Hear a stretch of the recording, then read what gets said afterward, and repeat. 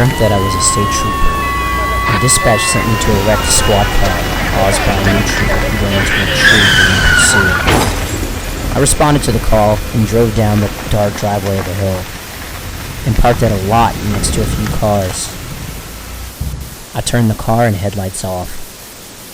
When I went to get up and out of the car, I noticed that the rear passenger side door was open. A man was pilfering through the vehicle. He looked at me.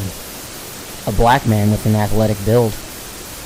I gave him a gentle warning and said, "Hey bro, can you do me a favor and close the door?" The man was startled, but he quietly complied. I noticed two other passersby in my peripheral. I grabbed my backpack and trekked down the hill of the parking lot. This dream was on rails. My free will was an illusion, and my train of thought followed the tracks to an unknown but predetermined destination. It seemed like an infinitely deep, endless dark abyss. There was hardly any lighting, maybe one light pole per half click, but I could feel someone behind me. It was the man I caught breaking into the car. He began posing in an orthodox boxing position. He pranced around with one fist covering his jaw as another jabbed forward. As I squared up, I saw three more men sprinting down the hill. At that moment, I knew the man in front of me was unarmed.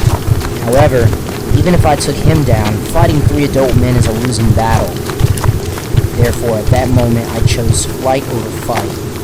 But as I dashed away, I only marched farther into the dark void. What did he want? I gave him the benefit of the doubt and assumed he wanted to steal from me. After all, he was desperate enough to break into a state trooper's car. Even if he didn't aim to kill me, I refused to relinquish my bag. Why was it more important than my life?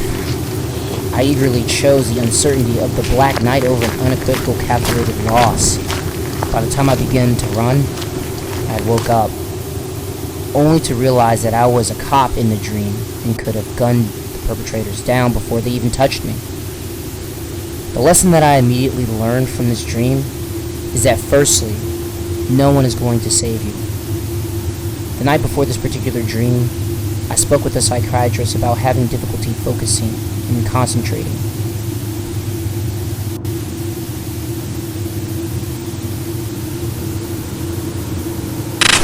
You are responsible for what you can control.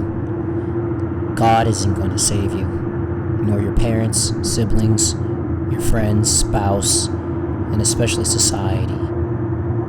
This idea transcends mere conscientiousness. It ties with the agency you possess. Be prepared for every contingency within the realm of your control. Think objectively and take action, even if you wander into the unknown.